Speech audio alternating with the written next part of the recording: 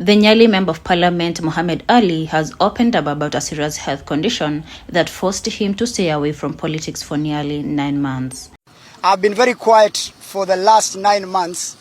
Wengine wanaona nimekimbia siasa, wengine wanaona naogopa kutangaza msimamo. Ukiwa mgonjwa, other things can wait. My health comes first. Kwa hivyo niko upande wa Mungu na wananchi. Ali revealed on Saturday, August 2nd, that he had been gravely ill with a condition that almost claimed his life. He explained that he took a break from his political duties to focus on recovery and shared that he is now on the mend and has begun walking again. I underwent 3 knee surgery, 2 in Kenya, 1 in India. I was not in a position to say whatever Kenyans wanted to hear from me. I was very sick. Karibu hata nipoteze uhai wangu. Na singeliweza kuchanganya siasa na afya yangu.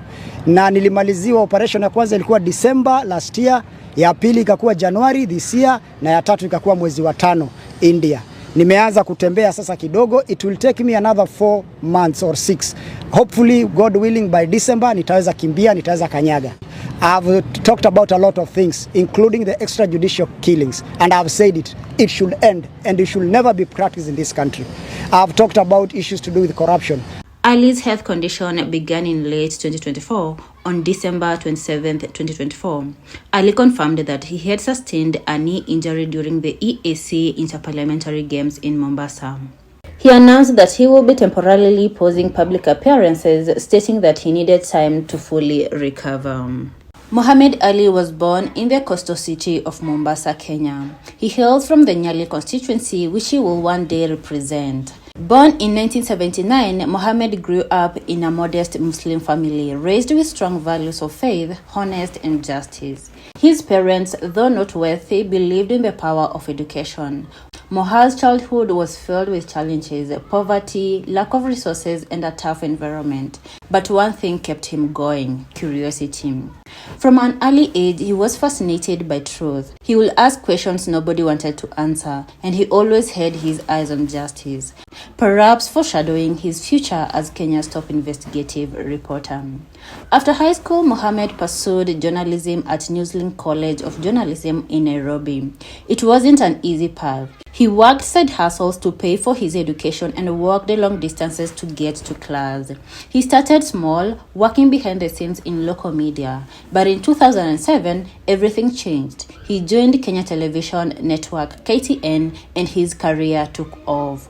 There, the birth of the now famous program Jicho Pevu made him a household name. Mei tarehe 5 katika barabara ya Lenana saa 3:30 za usiku. Milio ya risasi yasikika kwa mujibu wa baadhi ya watu waliokuwepo. Dakika chache baadaye, gari aina ya Mercedes Benz nambari ya usajili Moha's style was different. He wasn't afraid to go undercover, to wear disguise, to put his life on the line to expose corruption, injustice, and criminal syndicates. He uncovered everything from fake gold cartels, police executions, terror cells, land grabs, drug trafficking, to political corruption. Each expose was backed by solid evidence, interviews, and deep fieldwork. He became a hero to many Kenyans, especially the youth. But behind the scenes, Moha received death threats. Some of his friends were attacked, others told him to stop. He believed journalism was not just a job, it was a calling, and he took that calling seriously. Mimi nilikuwa nimepangiwa kuuawa katika barabara ya Wayaki, karibu na mzunguko wa museum, naye mwenzangu Denison Sarigo vile akipangiwa kufanyiwa hivyo akielekea kwake. Huku hayo yakijiri tarehe 6 Mei mwaka uliopita mjini Mombasa. In 2017, Mohammed Ali shocked many when he announced that he was leaving journalism to run for office. Many asked why. His answer was simple: I exposed the problems, now I want to fix them. Hii tabia mtaacha. Ambia Joe azidi kuwapa pesa za kipumbavu. Joe mwanaume sasa, wanaume wamefika. Mheshimiwa Mohammed Ali? BBI kama wanasema ni ya kuunganisha wapwani, lazima iunganishe wapwani. Kama ni ya kuunganisha Wakenya, lazima iunganishe Wakenya. Mikutano zinafanyika za kando kando, viongozi wanaitwa kisirisiri, waweze kufanya mkutano kisirisiri. Kesho sisi ndio viongozi wa pwani. Sisi ndio tunafaa tuongee, sisi ndio tunajua shida ya pwani. He ran as an independent candidate for Member of Parliament for Nyali. But the people remembered what he stood for. They remembered how he put his life at risk to speak for them. And in August 2017, he won. As an MP, Mohammed didn't slow down. He brought his fearless energy to Parliament. He served on critical committees and remained vocal against corruption and impunity. He initiated youth empowerment projects in Nyali, improved infrastructure, and pushed for education and health reforms in the constituency. In 2022, he ran for the second term under the United Democratic Alliance UDA party and won again, proving that his impact wasn't just media hype, it was felt on the ground. He still delivers speeches in the same bold voice. Away from the cameras, Mohammed is a family man. He is married and blessed with children. However, he keeps his wife and kids out of the limelight, a deliberate choice to protect their privacy. As a devoted Muslim, Mohammed draws strength from his faith. He is often seen during Islamic holidays participating in prayers and community events. His faith, he says, grounds him and reminds him of his purpose.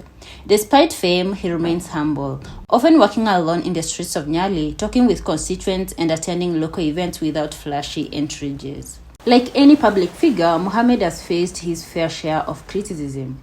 Some have accused him of changing sides, especially after joining the government side under UDA. Others say politics has tamed his radical journalism, but Mohammed insists he hasn't changed, only the battleground has. Whether you agree with him or not, one thing is clear. Mohammed Ali has changed the game. He inspired a new generation of journalists and leaders. He proved that a young man from the coast can rise without big family names, without stolen wealth, and still make a difference. His story is still being written. Will he run for governor, senator, or remain in parliament? Only time will tell.